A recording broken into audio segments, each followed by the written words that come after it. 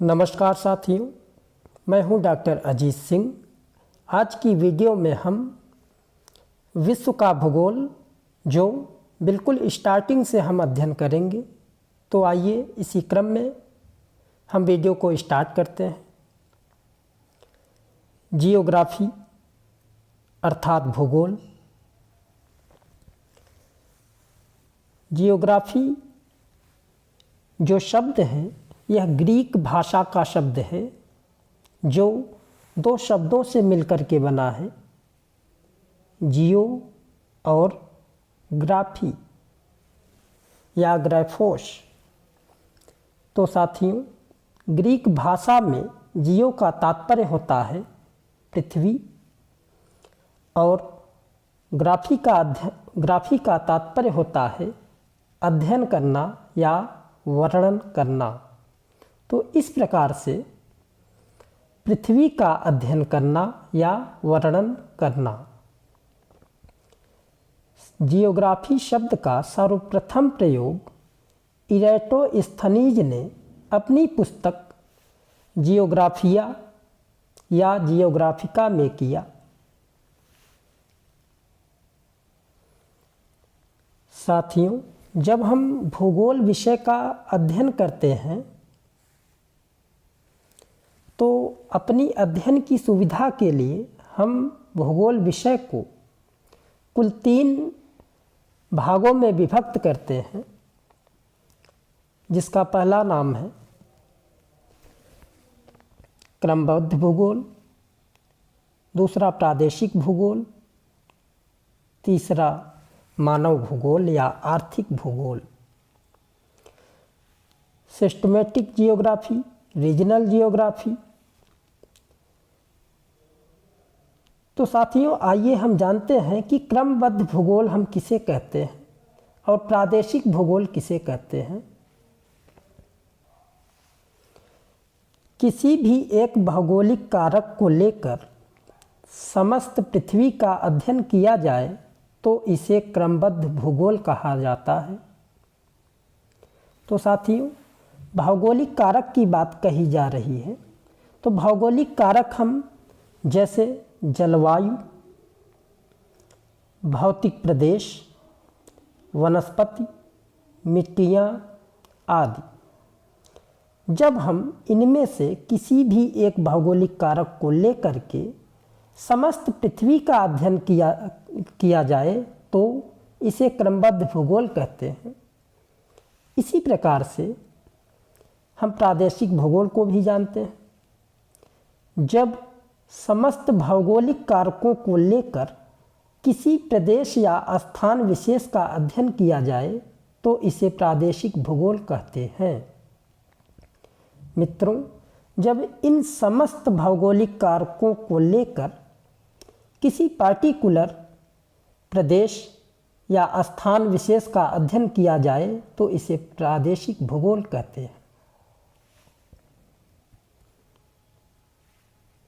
इसी प्रकार से हमारे सामने यहाँ पर 4 फैक्ट निकलकर सामने आते हैं, जिनमें पहला है प्राचीन क्रमबद्ध भूगोल का पिता किसे कहा जाता है।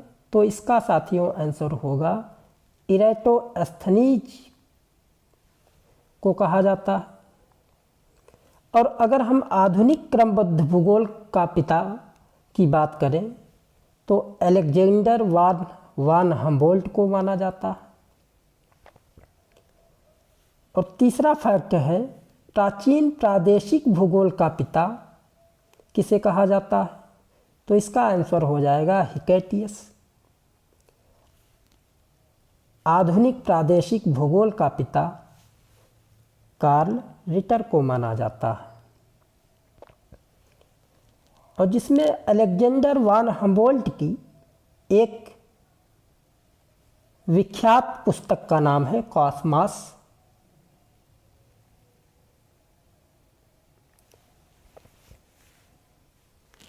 इस तरह से प्राचीन क्रमबद्ध भूगोल का पिता इरेटोस्थनीज को माना जाता है। आधुनिक क्रमबद्ध भूगोल का पिता अलेक्जेंडर वान हम्बोल्ट को माना जाता है। प्राचीन प्रादेशिक भूगोल का पिता हिकैटियस को माना जाता है। और आधुनिक प्रादेशिक भूगोल का पिता कार्ल रिटर को माना जाता है।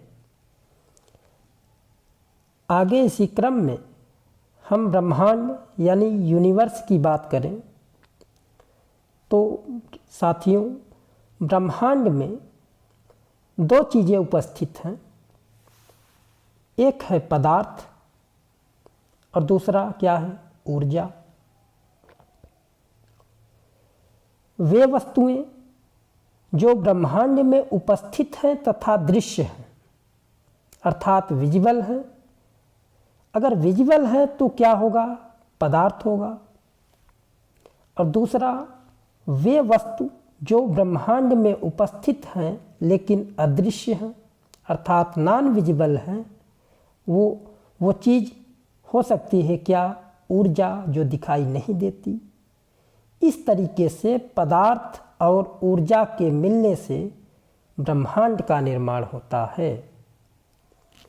साथियों, ब्रह्मांड के रहस्यों को जानने के लिए विद्वानों द्वारा, खगोल शास्त्रियों द्वारा समय समय पर तमाम सारी संकल्पनाएं आई, और जिसमें सबसे पहली संकल्पना जो आती है वह पृथ्वी केंद्रित संकल्पना थी, और जिसे क्लॉडियस टॉलमी महोदय द्वारा दिया गया 140 ईस्वी में।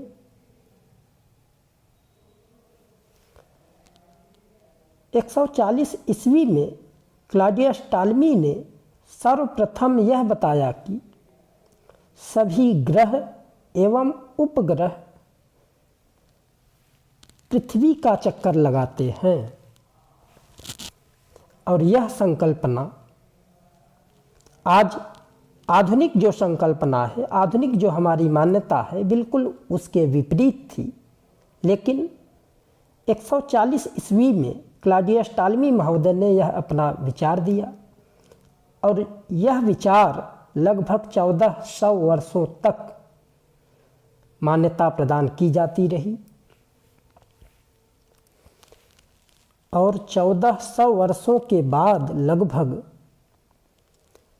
निकोलस कोपरनिकस ने 1543 ईस्वी में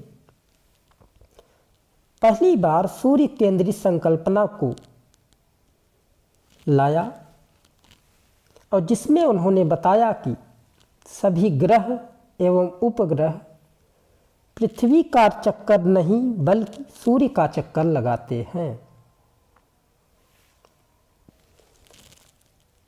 और जब निकोलस कोपरनिकस ने क्लॉडियस टॉलमी की जियोसेंट्रिक हाइपोथेसिस अर्थात पृथ्वी केंद्रित संकल्पना को बिल्कुल पलट दिया और उसी के विपरीत सूर्य केंद्रित संकल्पना अर्थात हेलियोसेंट्रिक हाइपोथेसिस को दिया, तो इसके प्रत्युत्तर में निकोलस कोपरनिकस को मृत्युदंड की सजा दी गई। लेकिन सत्य तो सत्य होता है। निकोलस कोपरनिकस द्वारा दी गई सूर्य केंद्रित संकल्पना आज भी सर्वमान्य है, और आज भी यही संकल्पना विद्वानों द्वारा स्वीकार की जाती रही है। आगे इसी क्रम में 1609 ईस्वी में गैलीलियो द्वारा एक टेलीस्कोप अर्थात दूरबीन का आविष्कार किया जाता है, और उसी दूरबीन की सहायता से ब्रह्मांड का अध्ययन करने वाला प्रथम व्यक्ति गैलीलियो को ही माना जाता है। और जब गैलीलियो ने दूरबीन का आविष्कार किया तो गैलीलियो ने दूरबीन की सहायता से मंगल, बृहस्पति, शनि, शुक्र, बुध इत्यादि ग्रहों को देखा। और ऐसा माना जाता है कि गैलीलियो दूरबीन को देखने का बहुत रुचि रखता था, और इसी रुचि के कारण ही गैलीलियो अंधा हो जाता है और इसी क्रम में 1805 ईस्वी में ब्रिटिश खगोल शास्त्री विलियम हर्शल ने बताया कि हमारा सौरमंडल एक गैलेक्सी का छोटा सा अंश मात्र है और आधुनिक टेलीस्कोप की सहायता से यूरेनस अर्थात अरुण ग्रह की खोज की। सबसे पहले गैलीलियो ने 1609 ईस्वी में टेलीस्कोप का आविष्कार किया और इसी क्रम में विलियम हर्शल ने भी टेलीस्कोप का आविष्कार किया और उसी टेलीस्कोप की सहायता से यूरेनस अर्थात अरुण ग्रह को देखा अर्थात खोज किया। और इसी तरह विश्व के प्रमुख खगोल शास्त्रियों द्वारा समय समय पर यह अध्ययन जारी रहा और इसी क्रम में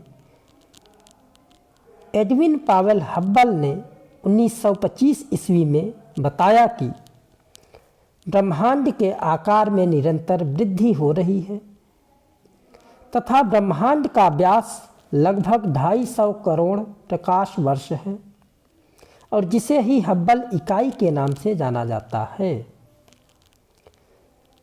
प्रकाश वर्ष क्या है? प्रकाश वर्ष प्रकाश द्वारा एक वर्ष में तय की गई दूरी को कहा जाता है। साथियों, आज की क्लास में बस इतना ही। इसी प्रकार से निरंतर आपको जियोग्राफी विषय से वीडियो मिलती रहेगी। पूरा वीडियो को देखने के लिए आपका बहुत बहुत धन्यवाद। अगर आपने वीडियो को सब्सक्राइब नहीं किया है तो सब्सक्राइब कर लें और लाइक एवं कमेंट करना न भूलें। धन्यवाद।